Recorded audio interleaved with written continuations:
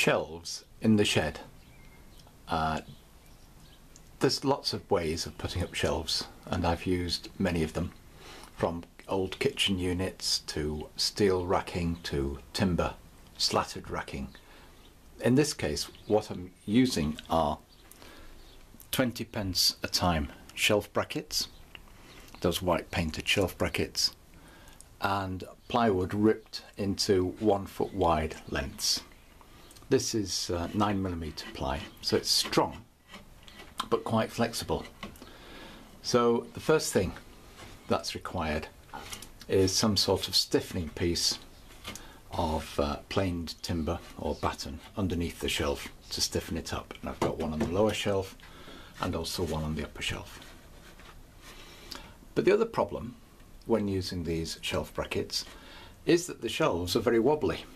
They wobble about all over the place. And so never just put up one shelf, always put up a shelf with at least one above it. And then what you can do is you can tie the two shelves together. And here all I've used is 4mm, 3mm ply offcuts.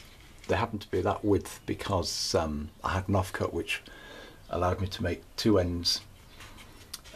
Some timber here which allows me to screw up from the bracket through a thin ply shelf and into something a bit meaty.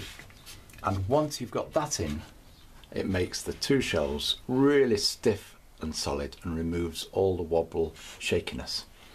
Again, you can see a batten on the underside of that shelf to add some stiffness to it.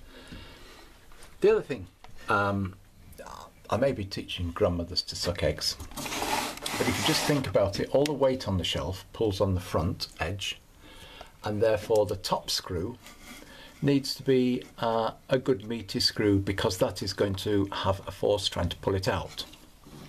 The bottom screw is just going to have some shear force against it, so it can be a shorter screw. So an inch screw on the bottom, but 1.5 inch screw at the top, meaty enough to take the weight. The screws that hold the shelf on can be as short as you like. Unfortunately, the shortest ones I had to hand were 1 inch, and as I say, it's 9mm ply, and so they would have gone through it. And so even where I haven't got that framing above the bracket, I've had to fit a little batten. Remember, this is a shed.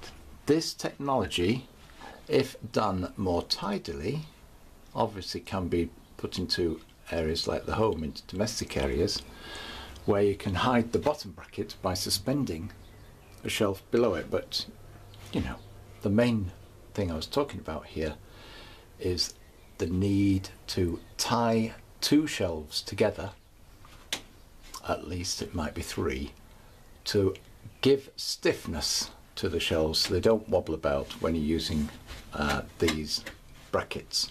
And then I'm sure I can get a fair loading. I'm not going to load them too heavily. They're certainly strong enough for my purposes. This is a 9mm ply shelf before stiffening.